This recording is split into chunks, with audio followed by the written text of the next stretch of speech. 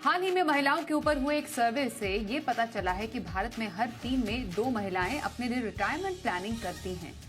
और इस तरह फाइनेंशियल प्लानिंग के मामले में महिलाओं ने पुरुषों को भी पीछे छोड़ दिया है। लेकिन अभी तक जिन महिलाओं ने निवेश की शुरुआत नहीं की है, उनके लिए आज हम बताएंगे नई निवेश स्ट्रैटेजी। और इस नई नारी के नए निवेश की प्लानिंग के लिए हमारे साथ 2 महिला फाइनेंशियल प्लानर्स हैं और उन्हीं से बातचीत हम आज करेंगे और जानेंगे कि क्या करे महिलाएं फाइनेंशियल प्लानिंग।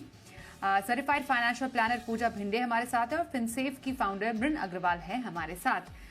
पूजा और मृन दोनों का बहुत स्वागत है आज के इस खास कार्यक्रम में। अच्छा लगता है जब जो नंबर्स हैं, आंकड़े हैं, वो ये कहते हैं कि कैसे जो महिलाएं हैं अपने इन्वेस्टमेंट पैटर्न के दम पर एक कुछ पॉजिटिव जो रुझान दिखा रही हैं। और उसमें भी रिटायरमेंट प्लानिंग, जिस पर हमने कई बार आप एक्सपर्ट्स के साथ ही शो किए हैं, उससे ये मालूम चलता है कि उनकी रुचि इस तरफ बढ़ती जा रही है। तो अभी हाल ही में मैक्स लाइफ की तरफ से एक सर्वे किया गया जिसमें ये मालूम चला कि महिलाएं जो है रिटायरमेंट प्लानिंग के मामले में काफी ज्यादा अब जागरूक होती जा रही हैं। और यहाँ तक कि पुरुषों को भी कुछ एस्पेक्ट्स में उन्होंने पीछे छोड़ दिया है। जरा पहले पूजा थोड़ा आपसे समझना चाहेंगे, ये जो हम नंबर्स देख रहे हैं, जो जिस तरीके का ट्रेंड हम देख रहे हैं औरतों का इन्वेस्टमेंट प्लानिंग के प्रति, ये क्या बताता है? जी बिल्कुल, thank you so much Swati for having me on the show. And I think जिस हिसाब से रिपोर्ट देख के आई एम श्योर आपको जितनी खुशी हुई होगी, मुझे भी उतनी ही खुशी हो रही है, एंड मृन जी को भी इतनी खुशी हुई होगी कि महिलाएं, जैसे हम हमेशा कहती थी, बहुत डिपेंडेंट रहती हैं एज जो उनका एक बेसिक नेचर होता है, चाहे वो वर्किंग क्यों ना हो, चाहे वो बहुत ज्यादा प्रोफेशनल भी क्यों ना हो। लेकिन जब फाइनेंशियल प्लानिंग, रिटायरमेंट प्लानिंग की बात आती है और हम इनसे जब इंटरेक्ट करते हैं तो इनके डिसीजंस वो नहीं ले पाती थी।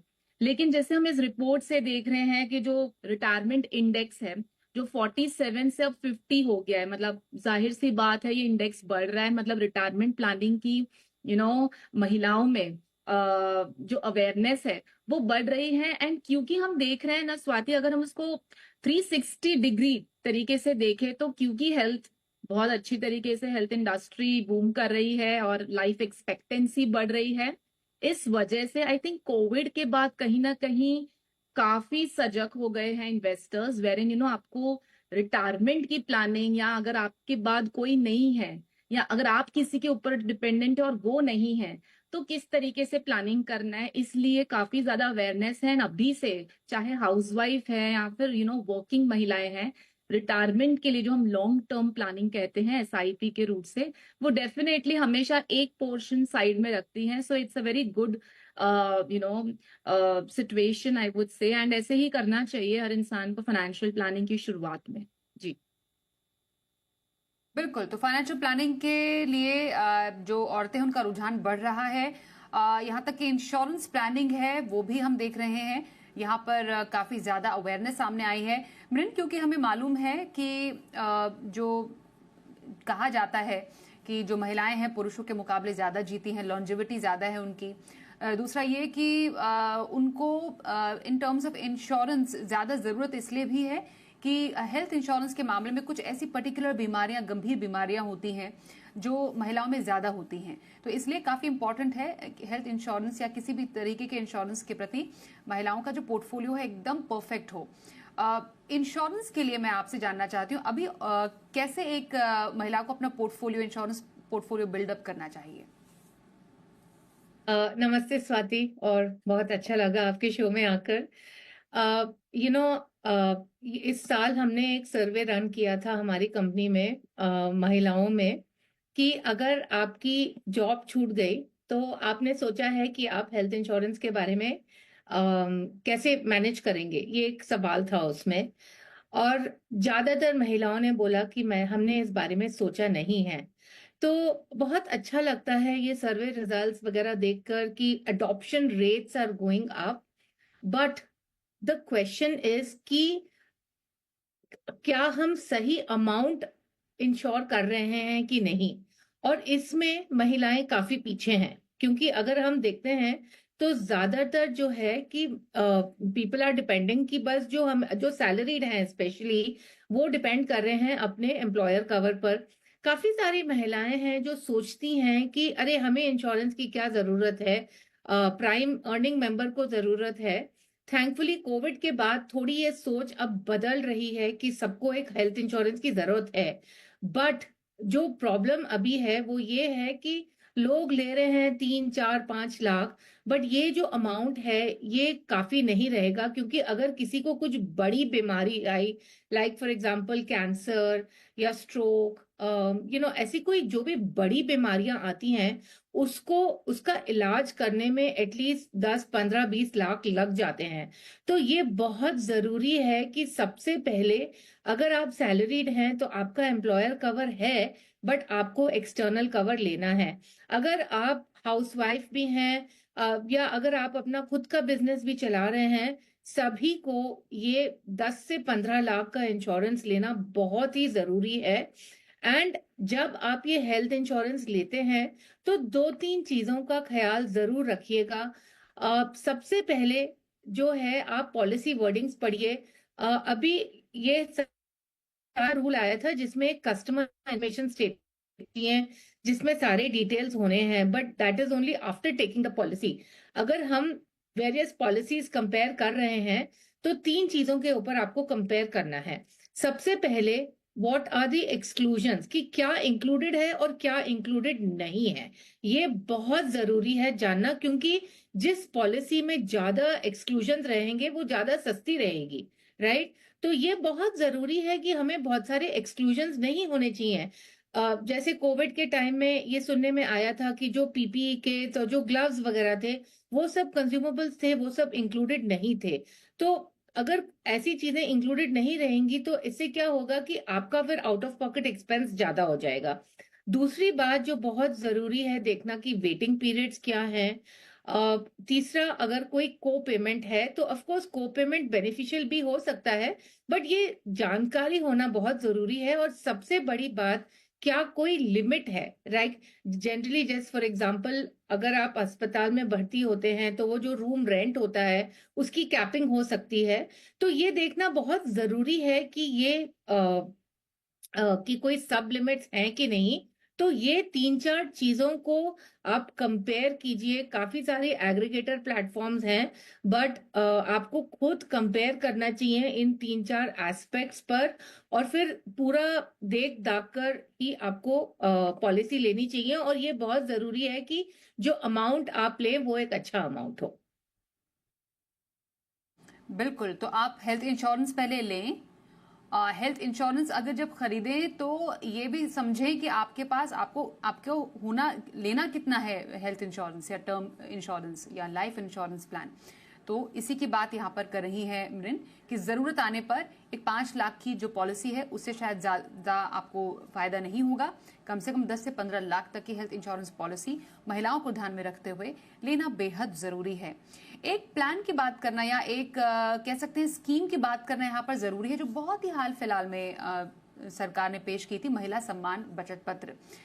मैं पूजा आपसे जानना चाहती हूँ, है तो ये 2 साल की ही स्कीम, क्या इसको अच्छा रिस्पांस मिला है? क्या इसके फायदे हैं? अभी मानिए किसी को पैसे डालने हो ऐसे किसी स्कीम में, तो क्या कितनी फायदेमंद रह सकती है इस तरीके की कोई स्कीम?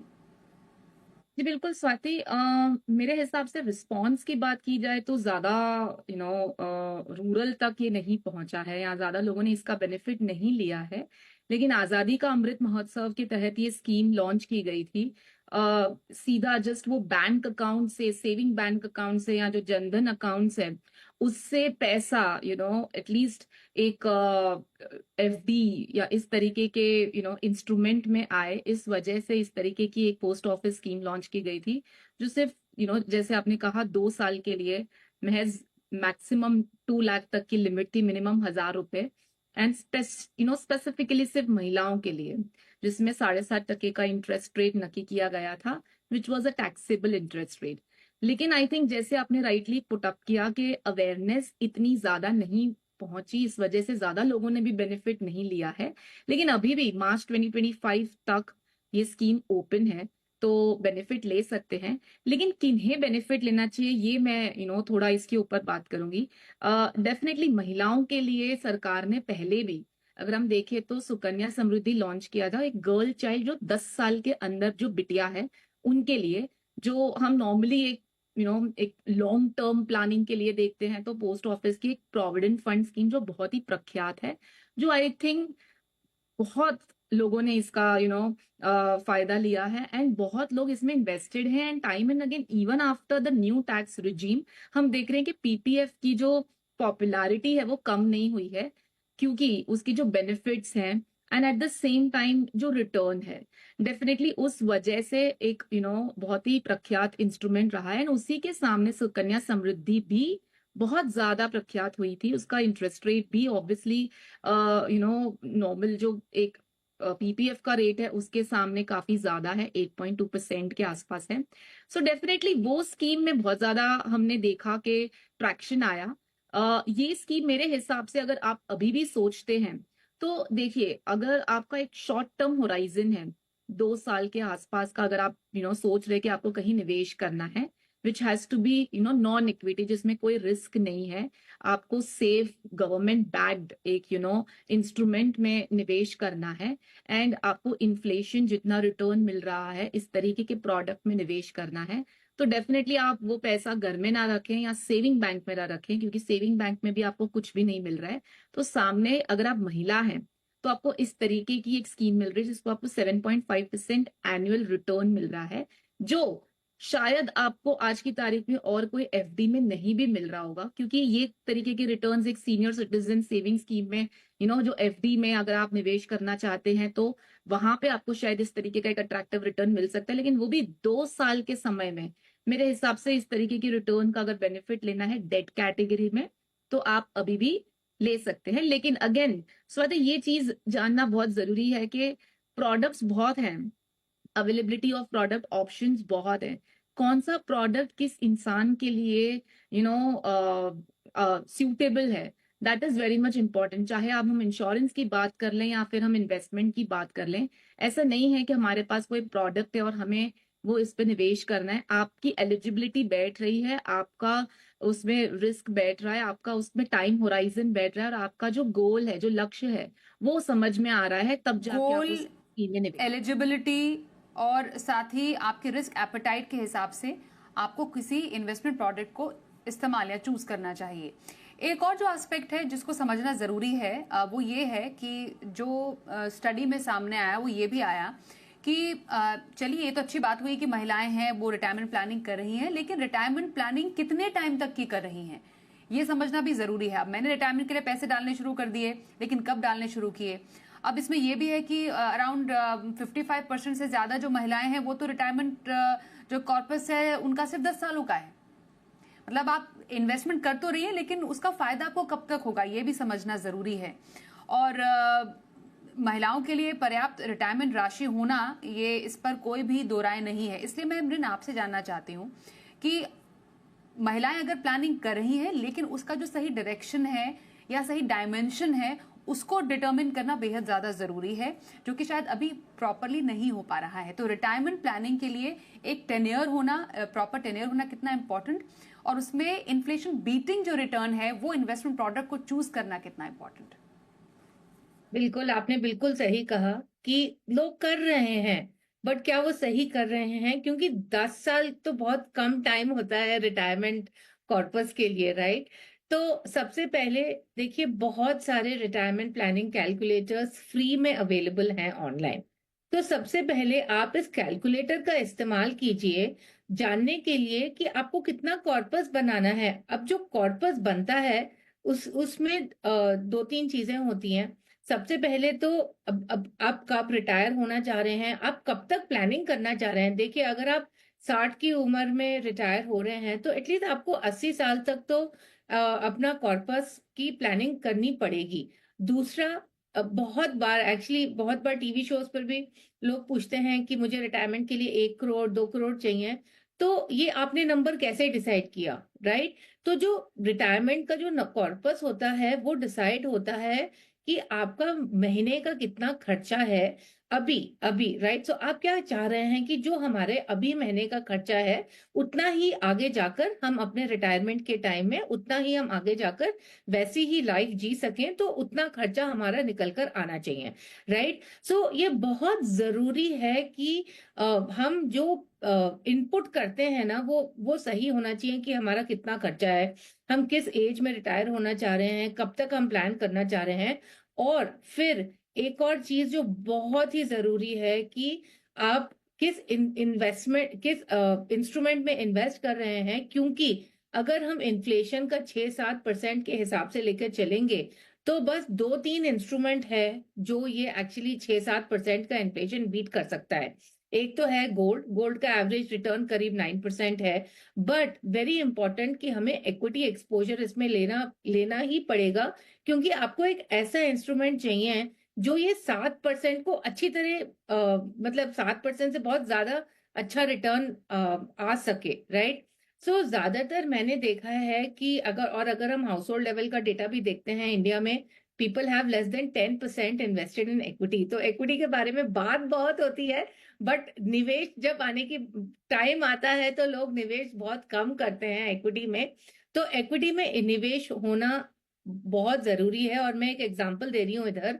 अगर कोई 35 साल का है और उसका महीने का खर्चा करीब 50,000 रुपए है, और वो 60 की उम्र में रिटायर होने वाले हैं और 80 तक उनको प्लानिंग करनी है, तो अगर आप ये मतलब जैसे अगर आप बस एम्प्लॉय प्रोविडेंट फंड कर रहे हैं या आप कुछ सेफर इंस्ट्रूमेंट्स कर रहे हैं 7-8% के हिसाब से आपको महीने में करीब 55,000 इन्वेस्ट करने पड़ेंगे, 55,000।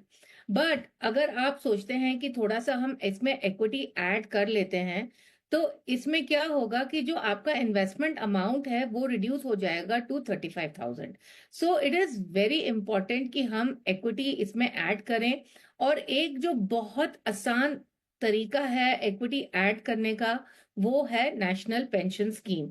और मैं इसीलिए रेकमेंड कर रही हूँ क्योंकि जब आप रिटायर होते हैं तो ये प्लान करना कि कहाँ इन्वेस्ट करें ताकि हमको वो मंथली अमाउंट आ जाए, बहुत ही मुश्किल होता है स्वाति। मैंने बहुत केसेस देखे हैं जिसमें लोगों को बहुत मुश्किलें आती हैं कि कैसे हम इसको प्लान करें कि हमारा महीने का खर्चा निकल जाए।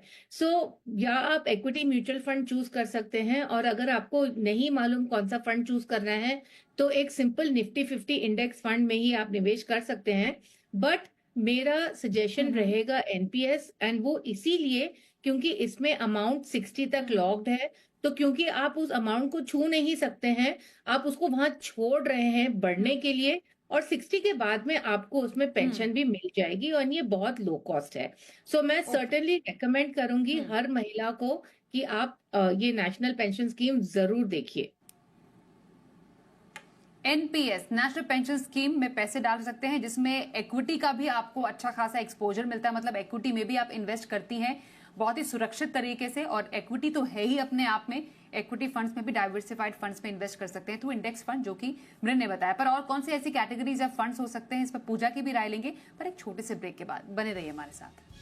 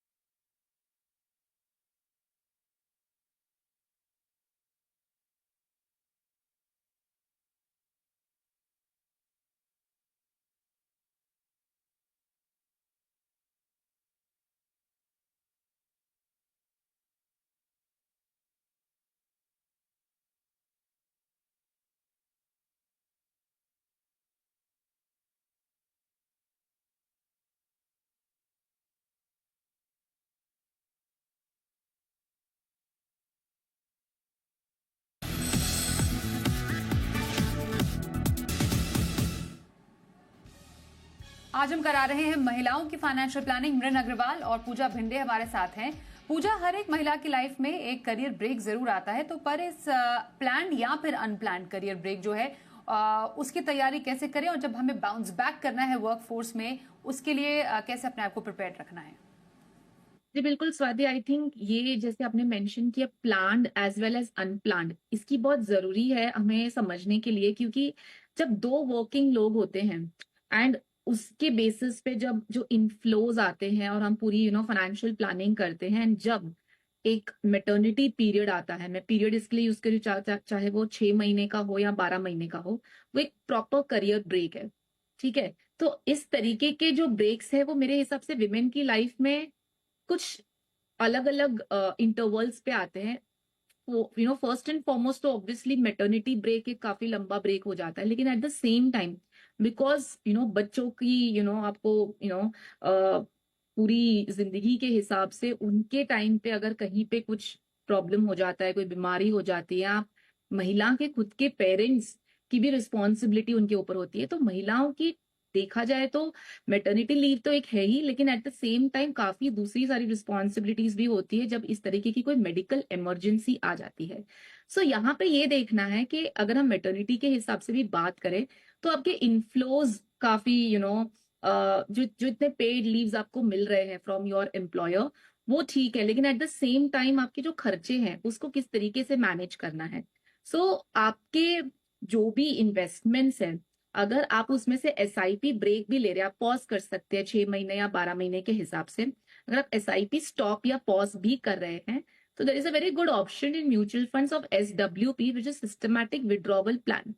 अगर आपको पेड लीव के अलावा कोई और इनफ्लो या और कोई इनकम या उस तरीके की रिक्वायरमेंट है ड्यूरिंग दैट टाइम, क्योंकि उस टाइम पे the husband is also managing, child के भी दोनों दूसरे सारे खर्चे होते हैं, तो एसडब्ल्यूपी ऑप्शन आप दे सकते हैं। जो आपने इन्वेस्टमेंट अभी तक ग्रो किया है उसमें से आप विड्रॉवल ले सकते हैं for a brief period, may be 3 month, 6 months, 12 months, जिस तरीके की रिक्वायरमेंट है ये।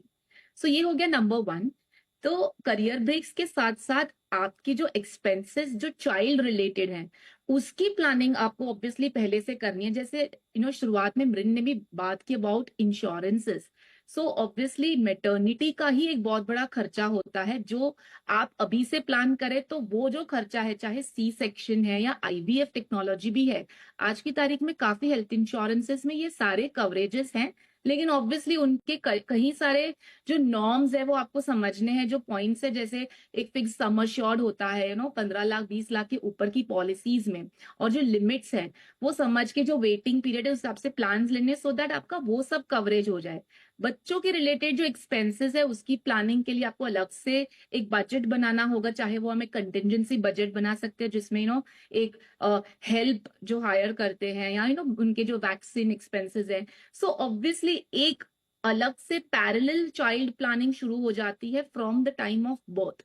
अब इस टाइम पे आपका पेड लीव से आई एम सॉरी, मैं आपको बीच में रोक रही हूँ क्योंकि थोड़ा सा समय का अभाव है, लेकिन आपने बहुत ही पर्टिनेंट पॉइंट्स यहाँ पर रेज किए हैं कि आप सिर्फ करियर ब्रेक में अपनी ही प्लानिंग नहीं कर रही हैं, आप पे जो आश्रित लोग हैं, आपके माता पिता भी हो सकते हैं, आपके बच्चे भी हो सकते हैं, उनकी भी आप प्लानिंग कर रहे हैं। तो ये अपने आसपास की प्लानिंग भी लेकर चले, ये आपकी जिम्मेदारी बैठती है। मैं मृन आपके पास जल्दी से आती हूँ, एक इमरजेंसी प्लानिंग का जो तरीका है वो महिलाओं के लिए प्लीज आप बताइए, बट वेरी क्रिस्पली। तो बेसिकली 6 महीने के जो आपके खर्चे हैं, एसेंशियल एक्सपेंसेस, वो आप एक सिंपल फिक्स डिपॉजिट में रखिए, थोड़ा सा अमाउंट सेविंग्स अकाउंट में रखिए। ये ध्यान में रखिए कि ये जो इमरजेंसी फंड का यूज है, कि अगर कुछ मुश्किलें आ जाएं, कुछ हो जाए तो हमें जरूरत है, तो इसमें हमें रिटर्न्स नहीं देखना है, हमें देखना है कि हम कितना जल्दी ये पैसे को हम एक्सेस कर सकते हैं। ओके, तो ऐसी जगह पैसे रखना इमरजेंसी के जहां पर जल्दी से पैसे निकाले जा सके। एंड अंत में पूजा आप बताइए, थोड़े से आप फंड्स अगर रेकमेंड कर पाए इमरजेंसी के लिए, चाहे हो जाए या फिर फॉर रिटायरमेंट प्लानिंग हो जाए, जो महिलाएं अपने पोर्टफोलियो में या जो निवेश करना चाहती हैं वो उसमें ऐड कर पाए। जी बिल्कुल, डेट में हम डालते हैं इमरजेंसी फंड, जैसे मृन ने मेंशन किया। 3 मंथ 6 मंथ जो ड्यूरेशन है उस हिसाब से आप कोटक इक्विटी आर्बिट्राज फंड है, इन्वेस्को इंडिया आर्बिट्राज फंड है, आदित्य बिरला सन लाइफ सेविंग्स फंड है, एचडीएफसी लो ड्यूरेशन फंड है, आपकी जो टैक्स ब्रैकेट है उस हिसाब से डेट या आर्बिट्राज, लिक्विड फंड या आर्बिट्राज जो चूज करना है कर सकते हैं। हाइब्रिड कैटेगरी अगर आपका मिड टर्म के हिसाब से आपकी रिक्वायरमेंट, तो मल्टी एसेट एलोकेशन में Nippon India multi asset allocation, HDFC asset allocator, ICICI balance advantage and equity fund जो हमें रिटायरमेंट प्लानिंग के लिए, कुछ ऐसे फंड्स हैं Swati retirement specific solution oriented, जिसमें 5 साल का लॉक इन है या age 60 whichever is higher, उस हिसाब से विच एवर इज लेस उस हिसाब से प्लानिंग करनी है। So Nippon India retirement fund, HDFC retirement fund aggressive plan ले सकते हैं।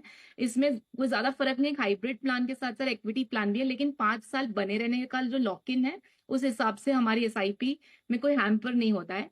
पराग Parikh flexi cap, Motilal mid cap, HSBC small cap, Invesco large and mid and SBI contra एक डाइवर्सिफाइड इक्विटी फंड्स का आप SIP पोर्टफोलियो शुरुआत कर सकते हैं। एंड डेफिनेटली हेल्थ इंश्योरेंसेस में स्टार हेल्थ इंश्योरेंस एक बहुत ही वंडरफुल प्लान है महिलाओं के लिए, ताकि उसमें आपके जो भी कैंसर्स वगैरह है वो सब भी आप उसमें क्रिटिकल इलनेस भी देख सकते हैं, and at the same time maternity बहुत इंपॉर्टेंट खर्चा है वो भी आप उसमें देख सकते हैं। जी बिल्कुल। तो एक पूरा पोर्टफोलियो, ओवरऑल पोर्टफोलियो प्लानिंग के लिए फंड्स बताए पूजा ने।